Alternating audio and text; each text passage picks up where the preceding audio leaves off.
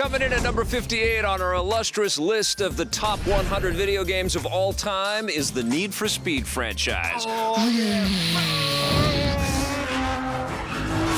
This is the game that was the perfect blend right from the get-go of a simulation merged with an arcade racer. It gave you all the sexy cars you could ever want, and then they took some twists and turns along the path. I like that, literally. Yeah, and that's kind of why we love this franchise so much. You never quite know what you're going to get with the Need for Speed game. It's like a box of chocolates, right? Yeah. Well done, Forrest Gump. Now, you know, the game that really put the series on my radar was, and I think this is true for a lot of people, Need for Speed Hot Pursuit 2. Yeah, Hot Pursuit 1 was great, and this then they brought it back. Incredible. Yeah. And you know what I've always loved about video games, and this goes all the way back to the first time I played Wolfenstein, when I found this creature following me, one of the bosses in the game. I love when games exhibit some sort of intelligence that you don't expect, and so you're driving along, and you're like, I left those cops in the dust. Oh, they radioed ahead, and they've got a roadblock set up in front of me. I'd never seen like that before. I know, it's awesome. Blew my mind.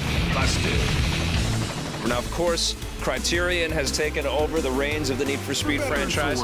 I love the Criterion taking all this. Obviously, they're kind of heartless, though. Well, they're muting a little of their Burnout pedigree, which is a bit of a shame. They're not making Burnout games. Yes, and they're shifting it to the bigger selling franchise, the Need for Speed games. But they're also adding a great deal of vehicular intensity by amping up collisions and destruction. We as gamers end up as winners, especially if you are a longtime Need for Speed fan and have stuck through Shift and dug where they went with Underground. And, you know, I mean, this is a pretty incredible, venerable franchise. And I just remember, you know, I'm glad you brought up Underground because I remember they made this big stink about how they'd hired 9 million copies. They hired Hollywood special effects artists to work on the neon and the flare and the reflection. And that game looks great for a reason. They worked on that to make it look great. And speaking of looking great, here's Victor Lucas through a time portal and his friend Tommy Tallarico. First game we're going to talk about is Need for Speed Hot Pursuit 2 on the PlayStation 2. What'd you think of this one? This is the best driving game I've ever played. This is your favorite driving game ever. What do you think of that?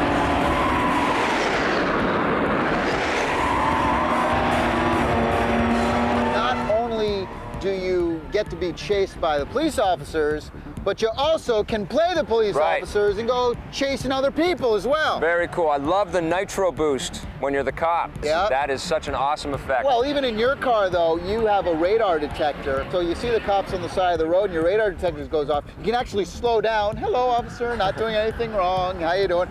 And then back up to 180. You've never learned that from experience, have you? We've got Need for Speed Underground from Electronic Arts for the Xbox. It's also for the PlayStation 2, GameCube, and PC. The amazing cinematics that set everything up, the presentation's great, but it's really the effects and the colors. You get the glaring on the headlights and the street lamps. It's more of a tight arcade style, really fast action. You know, much more forgiving. They have a circuit mode. They've got a knockout mode where you can knock other players out after every lap. You've got a drag racing. You've got a drift mode. Unbelievable. Drag racing's amazing in Need for Speed. It's so unbelievable when you're sitting there on the line and it goes down and you're shifting and you really have to listening for when to shift and your cars, you know, boom goes and a thing like this and the cars and you're weaving in and out of cars. What are you doing?